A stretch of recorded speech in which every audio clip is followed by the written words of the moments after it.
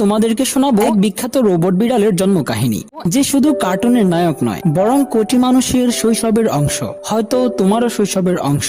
জানো কি, আজকের ডোরেমনকে আমরা পেয়েছি একটি দুর্ঘটনার ফল হিসেবে। চলো সেটা সম্পর্কে আমরা ভিডিওতে জেনে নিব। ডোরেমনের জন্ম হয় 22শো শতাব্দীতে জাপানের টোকিও শহরে। 3 সেপ্টেম্বর 2112 সালে মাতসুশিবা রোবট ফ্যাক্টরিতে তাকে তৈরি করা হয়। আসলেই ডোরেমন ছিল একটি রোবট বিড়াল মডেল, নাম ছিল MS-903। এই রোবটদের মূল কাজ ছিল মানুষদের গৃহস্থালী কাজ করা ও শিশুদের যত্ন নেওয়া। কিন্তু জন্মের পরপরই ঘটে এক অদ্ভুত ঘটনা। প্রোডাকশন লাইনে একটি যন্ত্রের গোলমালের কারণে ডোরেমনের চেহারা আর কিছু বৈশিষ্ট্য একটু অন্যরকম হয়ে যায়। সে একটু কম ফিট, কম পারফেক্ট হয়ে পড়ে। অন্য রোবটরা যেখানে একদম নিখুঁত, ডোরেমন হয়ে যায় একটু ধীরগতি আর ভুলোমনা। তারপর সে একদিন দুর্ঘটনায় তার কান হারায়। একটা রোবট ইঁদুর তার কান কেটে ফেলে। এটি সম্পর্কে আমাদের চ্যানেলে অলরেডি একটি ভিডিও আছে, ডিসক্রিপশনে লিংক দিয়ে দিব এবং উপরে আই বাটন থেকে দেখে নিতে পারো। কানের জন্য এত লজ্জা আর দুঃখে ডোরেমন খুব কাঁদে, আর সেই কান্নার ফলে তার রঙও বদলে যায়। আগে সে ছিল হলুদ, কিন্তু কান্নার কারণে রং ফিকি হয়ে নীল হয়ে যায়। এই ঘটনায় তাকে আজকের নীল ডোরেমন বানায়। ডোরেমনের মালিক হয় 22শো শতাব্দীর এক ছেলে শিওয়া শিনোবি। সে নিজের প্রপিতামহ